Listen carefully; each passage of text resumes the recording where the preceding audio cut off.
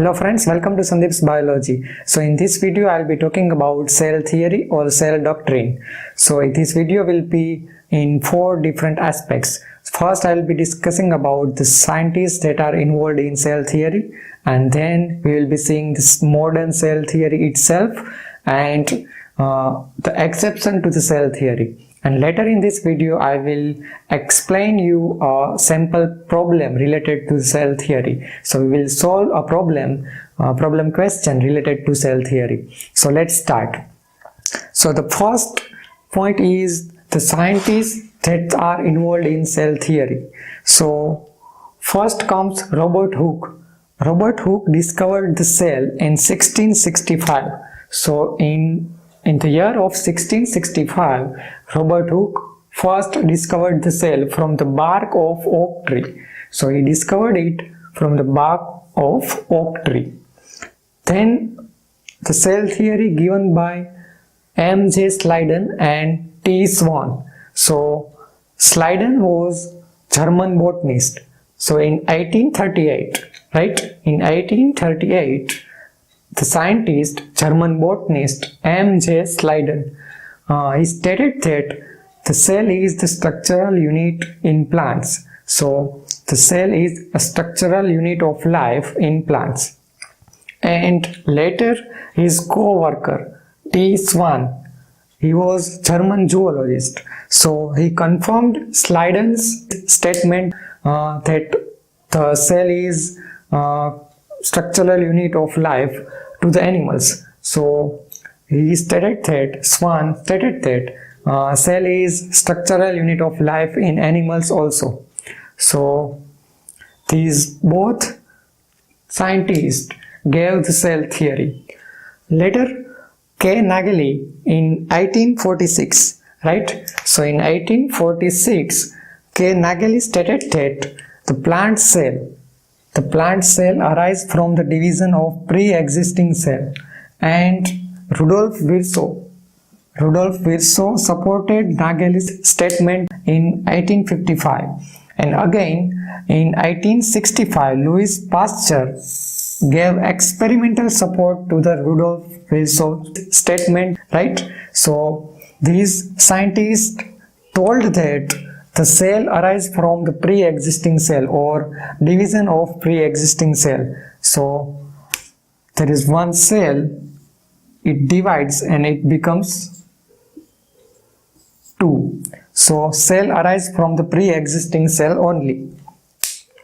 Now comes the modern cell theory. So there are 4 points discussed in modern cell theory. So we'll be seeing one by one and I will explain these points, So the first one is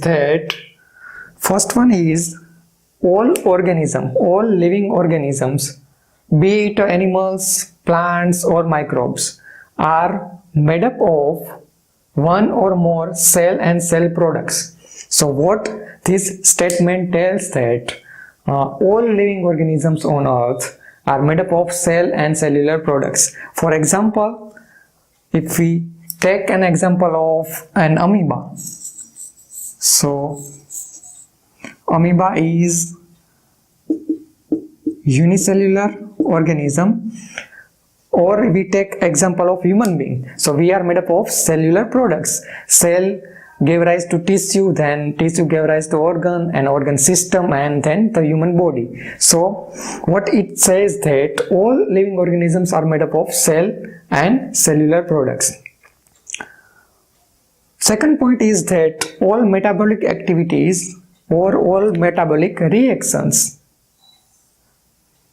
in unicellular or multicellular organisms takes place in the cell. So I just gave an example of amoeba. Amoeba is a unicellular organism. So it contains single cell only, and this single cell, all metabolic reactions or all metabolic activities is done in this single cell. For example, exchange of gases, the production of energy, all the metabolic reactions are occur inside the cell only. And in multicellular animals, all the metabolic reactions or activities occur inside the cell. We know that. So next point is third point. Cell originates only from the pre-existing cell, right? Cell originate only from pre-existing cell. What that means is no cell can originate spontaneously, right? So I just explained that point here, that there is one cell, right? It divides and it gives rise to another two cells, right? So one cell gives rise to two cells. So these two cells arise from these pre-existing cell, and no cell can arise spontaneously. So third point states that there has to be one cell and that divide and it becomes two cells. The newly developed two cells divided from the single cell only.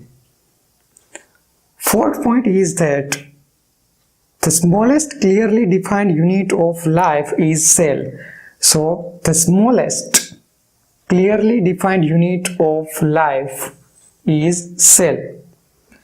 So these are the 4 points of cell theory. To the sum up, we can say that the cell is structural and functional unit of all living organism, right?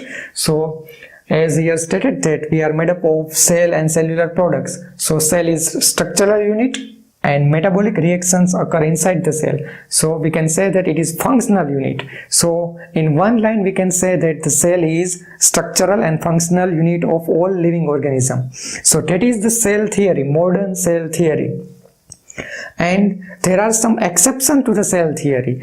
Note these 4 points are applicable to all the organisms, right? So we will be seeing the exception to the cell theory. So what first point states that the cell, all living organisms are made up of cells and cell products. But exception is virus. Virus is acellular. So it is not made up of cells. It can be crystallized, it can be purified, it can be stored. So virus, it is non-cellular or acellular. Second point is that metabolic activities that is done inside the cell only, right? But again, exception is virus. The metabolic activity is not occurring inside the virus because virus is acellular. So when virus enters into the host cell and virus use host machinery and it replicates. So it is acellular and it do not do any kind of metabolic activity itself unless the virus is inside the cell. And the another exceptions are that these Paramecium, Rhizopus and Vaucaria.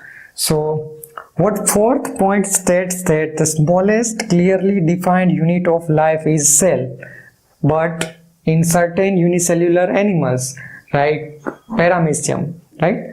Certain unicellular organisms, Paramecium, Rhizopus is fungus, and Vaucaria is unicellular alga. So what happens that a single cell is multinucleated, multiple nucleus. Again here the hypha is multinucleated, and in case of Vaucaria, these nucleus are having undivided mass of protoplasm.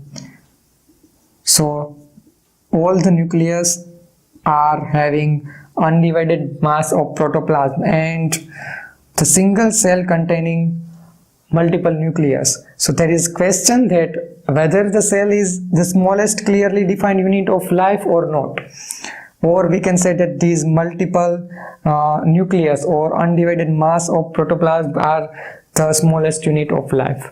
So these are the exception to the cell theory, and still the question remains that if the cell is the smallest unit of life or not. So these are about the contribution of scientists to the modern cell theory, the modern cell theory itself, and there are several exceptions to the cell theory. Now let's see about the problem question related to the cell theory. So the question is written here in the black color ink, and there are 4 options or 4 choices are given: A, B, C and D. And one or more of them is or are correct. So let's see the question.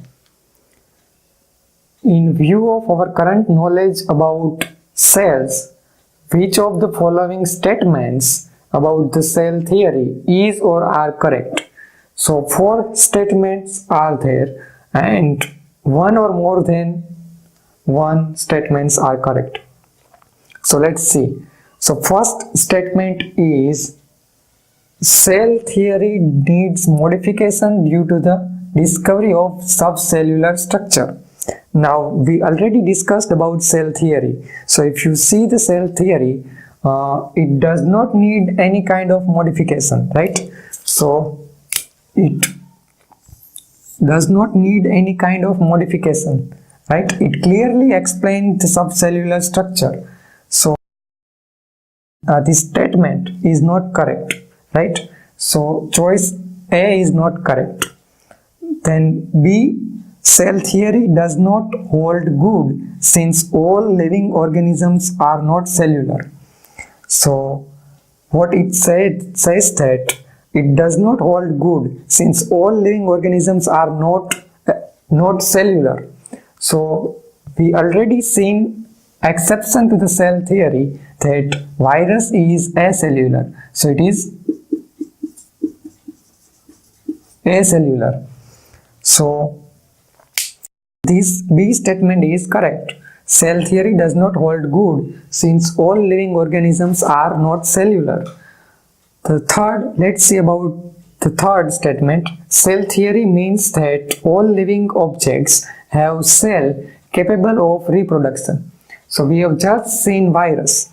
Virus does not have any kind of metabolic machineries, any kind of enzymes that can replicate itself. So virus does not reproduce unless it found any kind of host cell. So it cannot reproduce itself. So virus is acellular and it cannot reproduce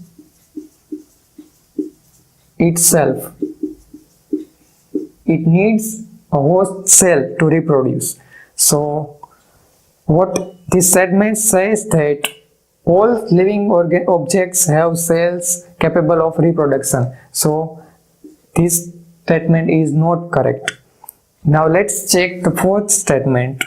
All living objects are made up of cells or their products, right? So what our current knowledge about cell theory says that not all living organisms are made up of cell and their products. Again, virus is an exception. So virus is acellular. It is not made up of cells. It can be purified, it can be crystallized, it can be stored. So this statement is not correct, right? So correct statement is B. So correct choice is B, that cell theory does not hold good since some acellular particles, acellular objects are there. So our current knowledge about cell theory says that cell theory does not hold good since all living organisms are not cellular. So this is the correct choice for this question, right? So I hope this video is helpful. If you like this video, please hit the like button. If you need more videos like this, then subscribe to my channel and share this video with your friends. Thank you.